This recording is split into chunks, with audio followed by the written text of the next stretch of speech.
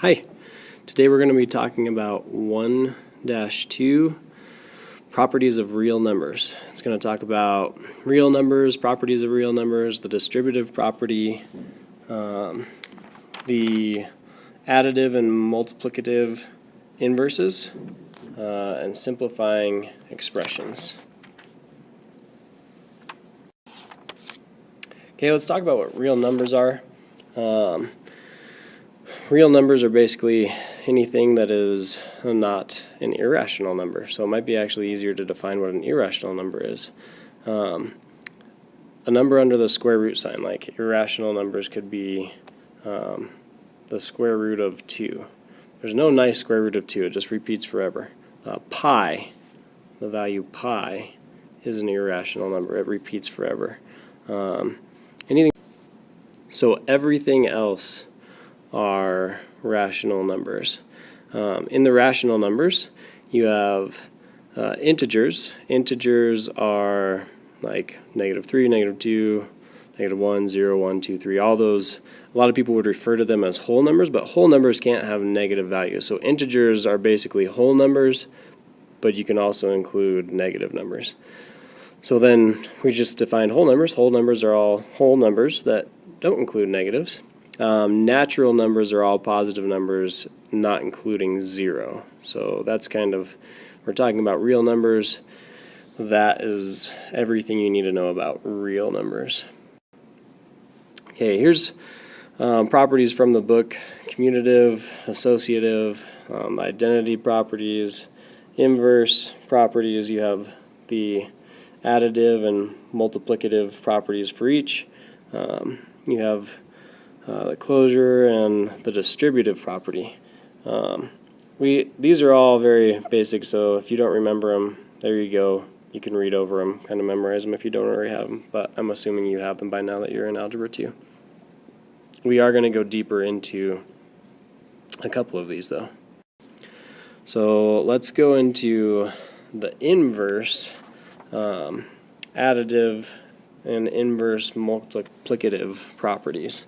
So we know that the additive property for the identity property, for the additive identity property, would be something that adds up to 0. For example, if we add the number 1/2, well, if we were trying to find its additive inverse, we need to find out what would add to give us 0. So what times what, and when we don't know, we put x equals 0. Well, we know that x would have to be -1/2. So that is the additive inverse number. Okay. For multiplication, we know we need to multiply two things and get 1. So if we had again 1/2, what could we multiply 1/2 by? Well, that would be its reciprocal. And a reciprocal is just when you flip the number. So it would be 1/2 times 2 over 1. All right, that would be 2 times 1, which is 2, and 2 times 1, which is 2. 2 over 2 is equal to 1 over 1, which is equal to 1. Okay, so that's two quick examples. I'll maybe give you a third as a negative. What if I gave you -1.25?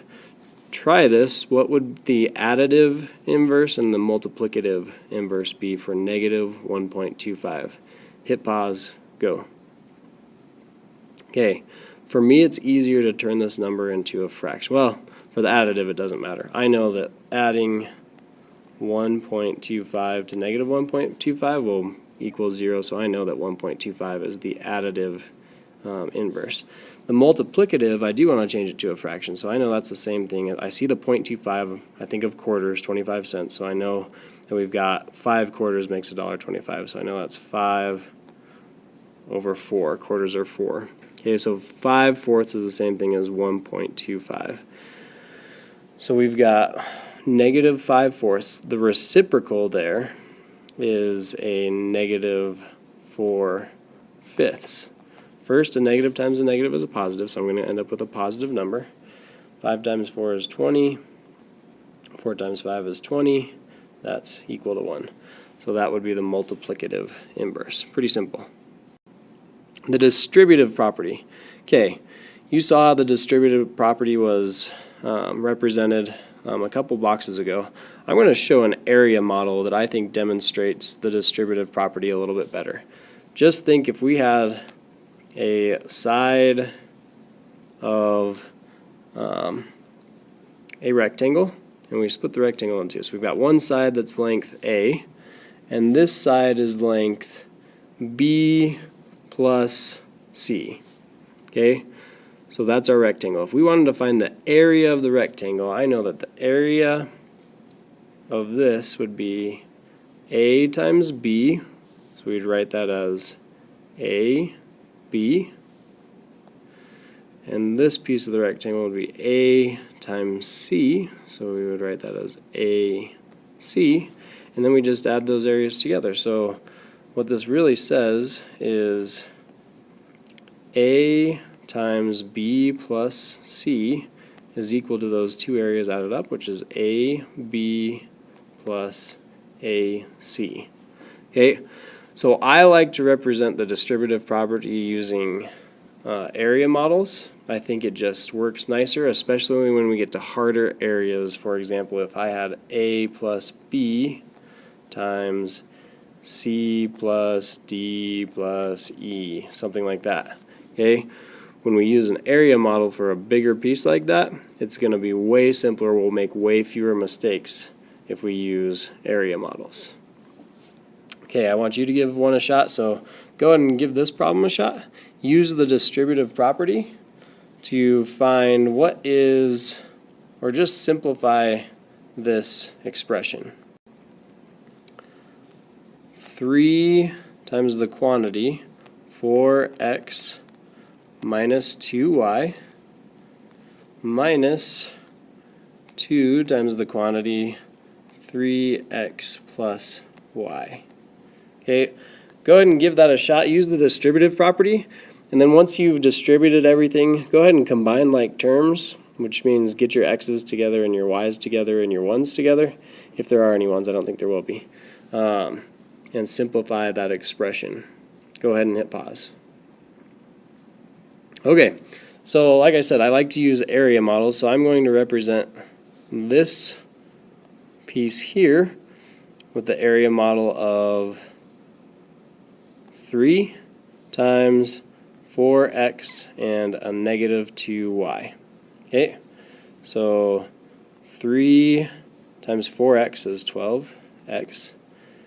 Okay, 3 times negative 2y is negative 6y. So I know that piece simplifies to 12x minus 6y. Okay, and then this generic rectangle for this problem here would be a negative 2. I've got a 3x and a y. So negative 2 times 3x is negative 6x, and negative 2 times y is negative 2y. So that gives me negative 6x minus 2y. Okay, then I put them together. I've got my x's here, so that would be 12x minus 6x. And I've got my y's here, so I do minus 6y minus 2y, and that gives me 12x minus 6x. If I had 12 x's and I took 6 of them away, I would have 6x. Okay, if I had negative 6y's and I took away another 2 of those y's, would be in the whole minus 8y's. So that's the answer for my simplified expression. That will do it for this section. Please bring in any questions that you have.